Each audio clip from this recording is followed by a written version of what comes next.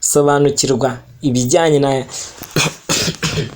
so manze mbatemo sasa nono biravuga yuko Kenisoro n'umukunzi we kunda Yvette basezeranye imbere y'Imana mu ibanga rikomeye cyane. Amakuru turi gukesha igihe avuga yuko nubwo abantu bari bahugiye mu nkuru z'amafoto y'uyu muhanzi asezerana n'umugore we mu murenge, umuhango wabaye ku itariki ya 5 Mutarama 2023 bwake asezerana imbere y'Imana. Kenisoro rero yasezeranye mu murenge navuga ko ni mu yasezeranye mu rusengero rwitiriwe Mutagatifu Kizito ruherereye mu Nyakabanda, byari ku itariki ya 3 Mutarama 2024. Kenisoro yakoze ubukwe mu ibanga. Bro, warabiduhisha kugira tutaza kurya mu bukwa kintu.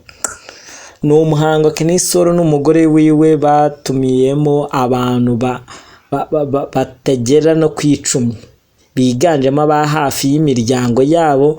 Bemeranya ko ari amakuru atagomba kujya mu itangazamakuru cyangwa ku mbuga nkoranyambaga. Se bizamumarira iki? Shanda babaye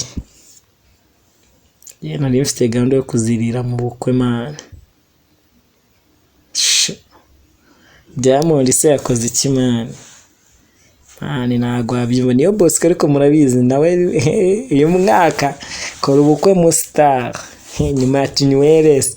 Diamond Platinum ziyamye abantu. So nukuvuga ngo icyamamare muri muzika ya Afrika y'Iburasirazuba, umwe mu bantu banafite rebo zikomeye cyane, Diamond Platinum yiyamye abantu. Diamond Platinum ziyamye abantu babonye avuga ko nta mukunzi afite, bagasamira iyo nkuru hejuru mu gihe bizwi ko akundana na Zucu. Ejo hashize nibwo Diamond Platinum yanditse ku rubuga rwe rwa Instagram avuga yuko nta mukunzi afite, nta muntu ukwiye kumuzana mu rukundo nkaho aho inkundo emeke nkahantu inkundo ziva hose zikagera cyase ibintu by'inkundo nyine ntago agakeneye no kubyumva. Nyuma yuko rero bikwirakwijwe ku mbuga nkoranyambaga hose, Diamond Platinum yasibye ubwo butumwa ahita yandika ubundi avuguruza ubwo yavuze, hanyuma asaba abantu kujya bavuga ibyo bahagazeho ndetse batohoje cyangwa se babanje kumenya neza nyine bakamenya. So muri ubwo butumwa rero yavuze yuko ubu ari kwirira iraha ku kirwa, ndetse anavuga yuko aba bantu babonye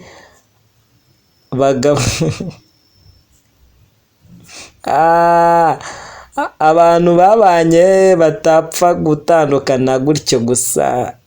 Busashatse kuvuga iki?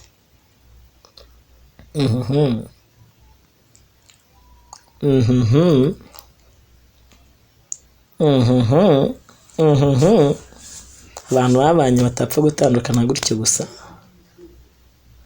Amakuru mashya ku muhanzi The Ben n'umukunzi we. Umuhanzi Mugisha Benjamin uzwi ku izina rya The Ben n'umukunzi we Pamela bagarutse nyuma y'iminsi batari kubarizwa muri Kigali. Aba bombi rero bari kubarizwa mu bihugu bigiye bitandukanye muri uku kwezi kwa buki, nyuma yuko bamaze gukora ubukwe bahise biviramo. Ibyo bihugu rero harimo aho batembereye mu gihugu cya Kenya, mu mujyi nka Mombasa ndetse na Nairobi. Bagarutse nyuma y'ibyo bintu, ariko nabonye The Ben wagira ngo afite ibintu bijyanye n'ibitaramo za Uganda. Ntago nzi neza ariko ku kantu nigeze kukabonaho aho The Ben bivuga yuko ashobora kuba afite igitaramo muri Uganda. So reka mbabwire ngo rero iyi ngi ni umwami w'umwana official. Mu kanya gato tuze guhuza mani nimero ni yindi ni. So guys ibihe byiza cyane kuri mwese mudahwema kutugaragariza ndetse no kutwereka yuko tumana bya buri munsi nanone akaba ari umwami w'umwana official. So guys, narababwiye ngo ino mihanda papa ingi ni 2024 mani no 2024 iteye ubwoba mu bastar bagiye batandukanye, harimo ubukwe, harimo inkundo za danje bro. Nawe 2024 igombe navuga yuko imubere ubuki bro. 2024 igombe imubere ubuki, mitomeri kwisukiranya hagati ya Niyo Bosque ndetse n'umukunzi we papa. So biravugwa yuko rero ubu ngubu umuhanzi Niyo Bosque ari mu rukundo n'inkumi ikoresha amazina ya Keza na Blazer ku mbuga nkoranyambaga. Uyu muhanzi rero amarangamutima afitiye uyu mukobwa yaramuganje atangira kuyashyira ku mbuga nkoranyambaga. Mani ni ibintu byagiye bigarukaho n'abantu benshi bagiye batandukanye, abandi bakavuga uti mube mukara wabona na Niyo Bosque nagiye gutamago papa. Ku mugoroba w'ejo hashize nibwo yashyize ifoto y'uyu mukobwa kuri Instagram ye, ndetse aherekezwa n'amagambo asize umunyu aca amarenga ko baba bari mu rukundo. Na Blazer cyangwa se na Blazer nawe niyatinze mu makoni kuko yahise amusubiza andi magambo meza abinyujije aho batangira ibitekerezo cyangwa se muri comment. So ndaje ngene mbereka aya magambo, gusa ndimo nikatisha muri ino mihanda si Niyo Bosque gusa niboneye kuko naje kubona rwa rundi rwo muri Genesis cyane cyo muri Mutesi Jolly kandi we yakoze ibiki. So katwirebera icyana cyo muri Genesis ariye cyakoze ibiki we. Cyana cyo muri Genesis nabonye ngo cyakoze televiziyo, murakizi ni cyana cy'igihanga, ni kimwe mu byana rwose bihagaze neza binafite izina rikomeye cyane hariya muri Genesis comedy show. Ni umunyarwenya ukunzwe cyane n'abatari bakeya hano muri Genesis comedy. Aratakambira umugira neza wamufasha se kandi we habaye iki. Uyu munyarwenya rero ari mu bagezweho cyane hano mu Rwanda, wamamaye ku izina rya Mavet muri Genesis comedy show. Murayizi no Genesis ni ya Framerisi, twagiye tuyikoraho ibiganiro bigiye bitandukanye. Muri bagiye batumira abahanzi nka ba Rutijori, Chris Easy, Riderman, ba Platini man, bagiye batumira abahanzi bagiye bakomeye cyane ba Arisudi. Ko hanyuza abahanzi. Itsinda rero ry'abanyarwenya rimaze kubaka izina rikomeye cyane hano mu Rwanda. Mavet amazina ye nyakuri yitwa Izere Jean Prevedence, ni umusore w'imyaka 20 y'amavuko, akaba yaravukiye mu karere ka Burera ahitwa Kirembo. Navuga yuko rero ariko ubu ngubu akaba atuye i Kanombe mu mujyi wa Kigali, ariho naho akorera ibikorwa bye bya buri munsi. Uyu musore cyangwa se uyu munyarwenya nubwo akora umwuga wo gusetsa abantu akoresheje ubuhanga bwe, afata nk'Imana yavukanye cyangwa se afata nk'impano Imana yamwihereye, kambivuge gutyo ko atari yo mpano yonyine yifitemo, dore ko yabafashije gukora telefone, radio, firigo ndetse na batiri yo gucagingaho. Ibyo byose uyu mwana ni ibintu yifitemo kandi ibintu yagiye afasha gukora. So ibyo byose rero akabikorera mu biti ndetse ibindi akagenda bikora mu byuma bishaje. Kwa kuboro nyine umuntu agera afata ibiti akajya yateranya insinga, ibyuma bishaje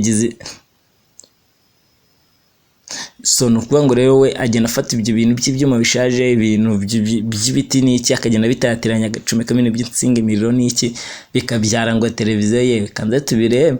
Umusore rero nubwo atarangije amashuri yiwe bitewe n'imibereho y'ubuzima yari yarabaye, mavuga yuko aramutse abonye umugira neza wamufasha gusubira mu ishuri agakomeza amasomo, akagira ubumenyi buhagije, nawe yagira icyo yigezaho agatanga umusanzu we ku gihugu. Yagize ati ndasaba ubufasha ubwo ari bwo bwose ku buryo nanjye najya kwiga, dore ko ibi nkora nta byiza cyangwa se bikunze nkahabwa amahugurwa yabyo. Aramutse agize gutya akabona birakunze rero amahugurwa yabyo rwose mumufashe, ndaje mbatemo nimero ziwe. Akomeza avuga yuko kandi mu Rwanda habamo impano nyinshi nuko babura uburyo bazigaragazamo, dore ko we kubona ibikoresho akoresha bimugora. Rimwe rero ugasanga ntibiza neza cyangwa se byarajugunywe bishaje, cyangwa se ugasanga ni ibintu byagiye bitabwa kubera ko biba bishaje cyane. Dore nimero rero ngiye kubatamo y'uyu musore, hagize umufasha uko yabyumva uko ariko kose ni 078 927 izere ja Prevedance. Namwe muraza kuza kubyirebera maneze ndebera ibibora kora ndakise cyakoze nayo bibyari byo ariko kumbi. So ndaje ngene mbereka ibintu agenda akora, mutazanagira ngo mba ndimo ndababeshya. Mbereka ndabona ngo televiziyo, ndabona harimo ibintu byinshi agenda akora, ariko se undi bino bintu amaradiyo akoze mu bintu bimeze nk'ibidomoro, laptop, ngo umunara w'itumanaho. So ndaje ngene mbatamo rero mutazanagira ngo mba ndimo ndabafera.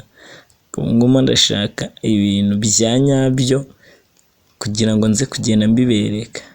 Okay, taza kugira ngo nababeshyaga, kaza ngene nshaka nanamubereke muri Genesis, kuko niho hantu ya performingira kandi afite izina rikomeye cyane hanga muri Genesis. So umalaye yakuriye inzira ku murima, abakobwa bamwifuza se kandi we bange inkumi wa cyana we.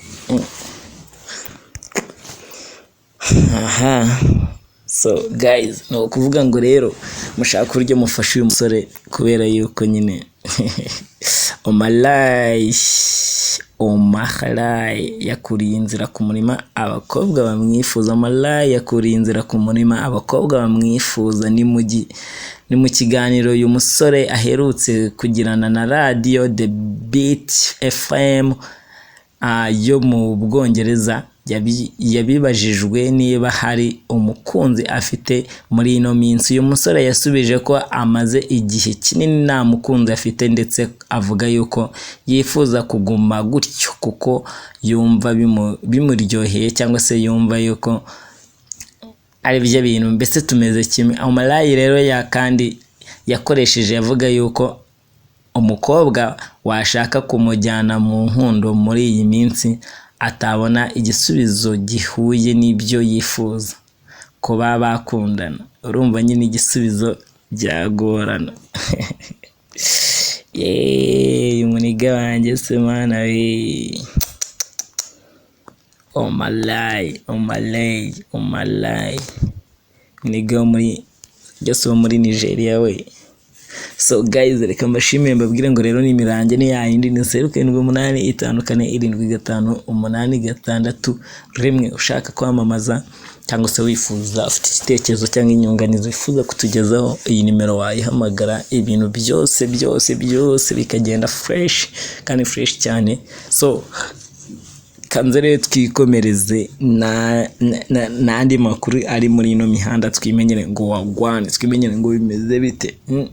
tumaze kubona ibya Niyo Bosco. King James niwe watumye Bruce Melody yinjira mu bushabitsikazi bwo kuba nawe yakinjira mu bucuruzi. So nagiye mbabwira, niba mutarabyumvishije, nababwiye ukuntu Bruce Melody yatangiye ibintu bijyanye n'ubworozi bw'ingurube, abifatanyije no kuba yagura imbaho akazibyaza umusaruro agashyira ku isoko. Ibyo byose ari byo bitekerezo byaje kubera King James. Ibyo turaza